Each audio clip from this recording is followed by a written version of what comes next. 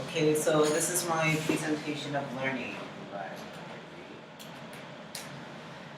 So I have been in this NPX program for a semester, around 2 quarters or three, and I have been in MPI for at least 3 years. So I think I learned more in NPX than I actually did in all of my years here because it's other than learning off of a whiteboard and watching the teacher yap on and talk about subjects in a dark room, I actually got to build and learn life skills, and I got to interact, and I actually had a lot more group projects than I did before.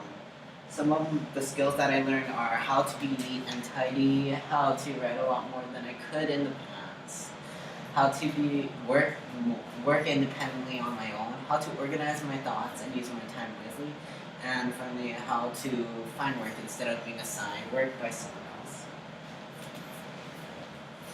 And so by working neat and tidy, I mean being aesthetically pleasing, making the work artsy and neat, and finding pieces of work and making them the best they can be in a short amount of time. And so making them neat and tidy. And in the first quarter or so, we did tons of infographics, and infographics are words and pictures arranged on either piece of paper or electronically arranged to be aesthetically pleasing to the eye and to make your viewer not bored. So that's a plant and animal cell infographic that I did. It's a bit blurry. That probably took me about 1 hour to arrange all of the information once I got it. And once I got all the information, it took me 1 hour to color it in, put all the bullet points and all the information on, and to take a picture of it and put it on my blog post. We did tons of other infographics and working neat and tidy. This infographic, it was one of my first infographics, so I made definitely better ones. Writing more than I could in the past. That one is pretty straightforward. So in the beginning of the school year, we had to write blog posts, and so we do tons of projects, infographics, go a couple field trips. One we went to H Power, and then after that we went to a recycling plant, and then we went to Mari's garden, and we had to write reflections on every single field trip we had to go to, and most of the infographics that we had. And we also had projects. We also wrote lots of blog reflections for the Congo, this Congo project we're doing right now, and so. Before, in the beginning of the year, we had to write our first blog post. I think it was about 150 words we had to write, and that was a lot back then for me. But then, because I was terrible at English back then, even in 6th, 7th, and 8th grade, I was never really pushed to write as much as I could possibly write. I was just writing just to get a good grade, like an A or something, and I don't think that's the best thing to do.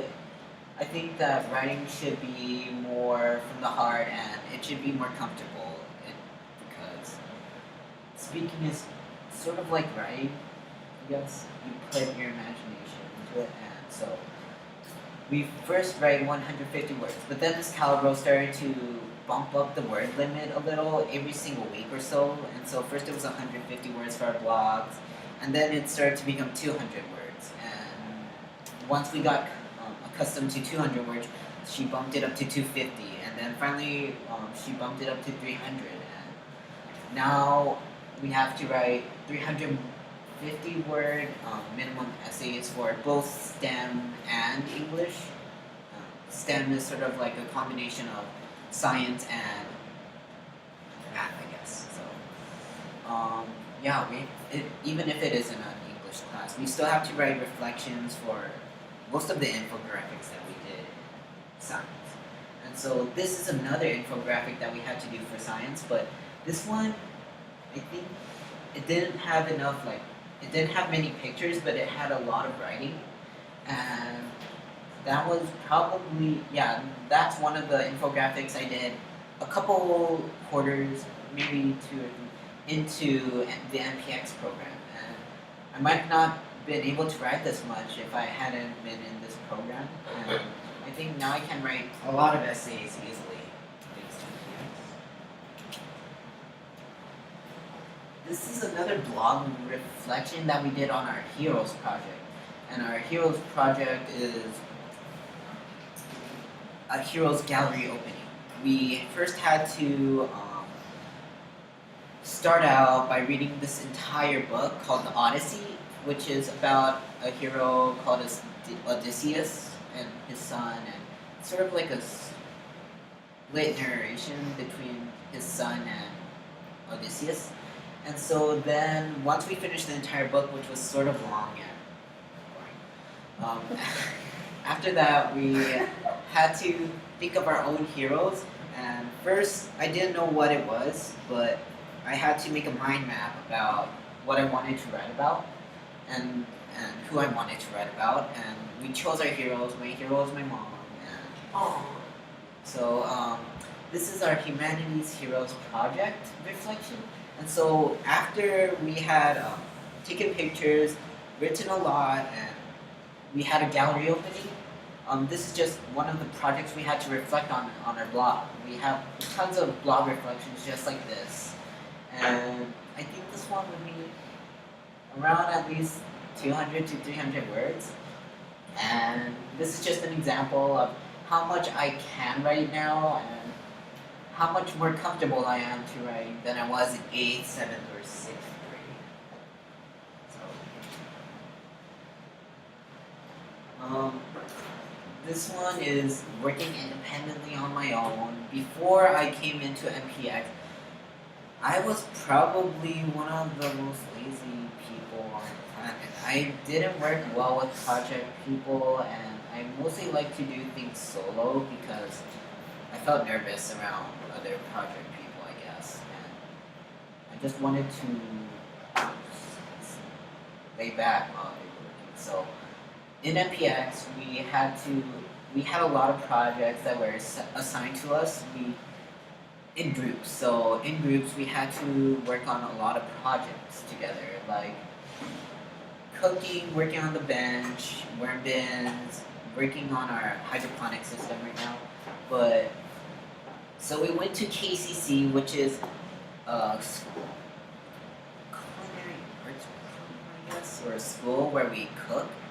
And so we were able to cook dishes like actual, real, edible dishes like chicken and grilled vegetables and all of that. And so for homework, we had to actually go home, split up the work. This was on Thanksgiving. We had to split up recipes that our teacher assigned us to do, and we couldn't do all the same easy yogurt parfaits or the same, I don't know, but so my group assigned me grilling the vegetables and the chicken and the yogurt parfait, and I had to work independently on these because I didn't really have a choice. This was on Thanksgiving night, and my brother was in his room, and my parents were away, so I had to work completely independently, and I made all of this food, like the vegetables and the chicken. I made all of this just reading instructions and working independently on my own.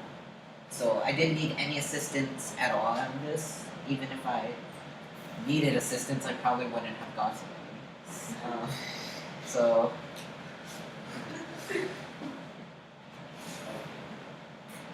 organizing my work and using my time wisely. I think that is a key life skill that I have to get down. I'm still trying to use my time wisely. It is just impossible for me because I'm slacker, I guess. And I guess I'm just too addicted to games, and so it's extremely important and useful. You'll use it wherever you go, no matter in what situation. And so organizing my work, I guess, it ties in with being neat and tidy because you can't be neat unless you organize your work. So like the infographics, there were some group infographics and some individual infographics, but we had to organize our work. We had to split up the teamwork and get organized to complete the assignment that was given to us, either in STEM or in humanities. And so this I'm still working on all of this, I told you, but I think I've gotten better. I just kept taking away and hammering on project after project, and in the first day, I remember, in the first couple of weeks, I might have gotten a couple, 2 to 3 projects in late at the most, and so my grade wasn't doing so well in the first quarter. But as time went on, I started to get a bit better, and I started to learn how to use my time wisely, and I started to organize my work more, so it's more aesthetically pleasing. And so I got a president's list on my first computer too. So yeah, um, this is one of the Scramble for Africa essays. It's another blog reflection that we had to do, and this more focuses on me organizing my information. I think this blog reflection I did in class. Yeah, I did this in class. I wrote all of this in class, and this also ties in with my writing more than I could before, but it also ties in with me organizing my information. So we did this little mini game where we had to choose a country, and we had to impersonate the country, and while we were dividing up the Congo for ourselves and claiming plots of land. So after that was all done, we had to write a humongous blog reflection. So about what we learned, what we did in the game, and what we learned from the entire Congo project, all the research we did ourselves. So I organized it. So first I wrote about what we did today, what success and what we learned from this game, and that's probably the first paragraph. But the second paragraph was mostly what I learned, mostly what I had researched before we even knew what about the game. And so